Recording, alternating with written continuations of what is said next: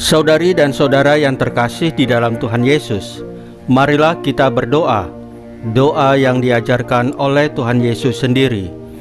Dalam nama Bapa dan Putra dan Roh Kudus. Amin. Bapa kami yang ada di surga, dimuliakanlah namamu, datanglah kerajaan-Mu, dan jadilah kehendak-Mu di atas bumi seperti di dalam surga. Berilah kami rejeki pada hari ini, dan ampunilah kesalahan kami, seperti kami pun mengampuni yang bersalah kepada kami. Dan janganlah masukkan kami ke dalam pencobaan, tetapi bebaskanlah kami dari yang jahat.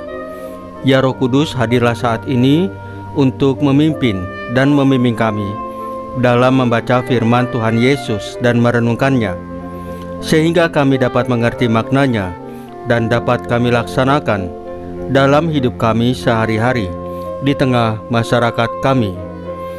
Pembacaan Injil Lukas bab 18 ayat 9 sampai dengan ayat 14. Pemungut cukai ini orang yang dibenarkan. Dan kepada beberapa orang yang menganggap dirinya benar dan memandang rendah semua orang lain, Yesus mengatakan perumpamaan ini. Ada dua orang pergi ke bait Allah untuk berdoa. Yang seorang adalah Farisi dan yang lain pemungut cukai. Orang Farisi itu berdiri dan berdoa dalam hatinya begini, "Ya Allah, aku mengucap syukur kepadamu, karena aku tidak sama seperti semua orang lain, bukan perampok, bukan orang lalim, bukan pezina, dan bukan juga seperti pemungut cukai ini. Aku berpuasa 2 kali seminggu, aku memberikan 1/10 dari segala penghasilanku." Tetapi pemungut cukai itu berdiri jauh-jauh, bahkan ia tidak berani menengadah ke langit, melainkan ia memukul diri dan berkata, "Ya Allah, kasihanilah aku orang berdosa ini." Aku berkata kepadamu, orang ini pulang ke rumahnya sebagai orang yang dibenarkan Allah, dan orang lain itu tidak. Sebab barang siapa meninggikan diri, ia akan direndahkan, dan barang siapa merendahkan diri, ia akan ditinggikan. Demikianlah sabda Tuhan. Terpujilah Kristus.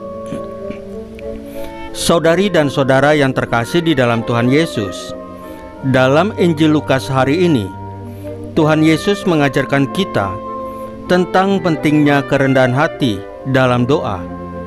Perumpamaan tentang seorang Farisi dan pemungut cukai mengungkapkan dua sikap hati yang berbeda di hadapan Tuhan.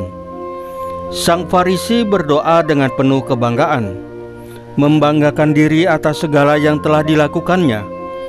Sementara pemungut cukai, meskipun dianggap berdosa oleh masyarakat, datang dengan kerendahan hati dan penuh penyesalan, memohon belas kasihan Tuhan. Yesus mengatakan bahwa pemungut cukailah yang dibenarkan, karena ia datang dengan hati yang tulus dan penuh kerendahan hati. Mazmur 51 juga mengingatkan kita tentang sikap hati yang benar di hadapan Tuhan. Daud yang menyadari dosanya dengan tulus memohon pengampunan Tuhan. Daud tidak hanya menawarkan korban atau ritual agama, tetapi hati yang hancur dan penyesalan yang sejati. Pertobatan yang sejati datang ketika kita mengakui kesalahan kita dan datang kepada Tuhan dengan kerendahan hati. Tuhan mencari kesediaan kita untuk mengakui kelemahan kita, dosa-dosa kita, dan menerima pengampunannya. Hal yang sama juga diungkapkan dalam bacaan pertama kitab Hosea, di mana Tuhan mengajak kita untuk kembali kepadanya. Meskipun kita sering jatuh dan menjauh darinya dalam dosa, Tuhan tetap menginginkan kita untuk kembali kepadanya.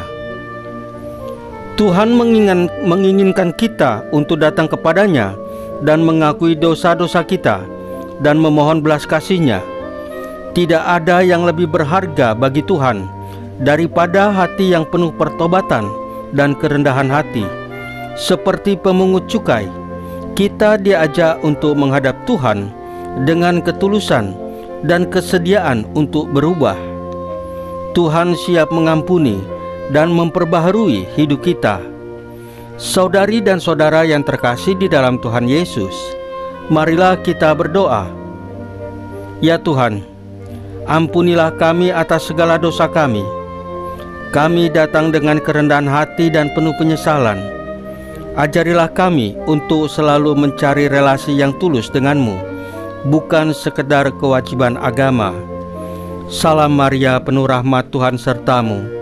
Terpujilah engkau di antara wanita, dan terpujilah buah tubuhmu Yesus. Santa Maria Bunda Allah, doakanlah kami yang berdosa ini, sekarang dan waktu kami mati.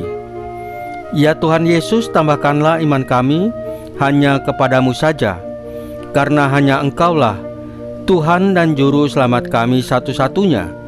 Tidak ada yang lain. Dalam nama Bapa dan Putra dan Roh Kudus. Amin. Saudari dan saudara yang terkasih di dalam Tuhan Yesus, bacaan firman dan renungan hari ini sudah selesai. Tuhan Yesus memberkati kita semua.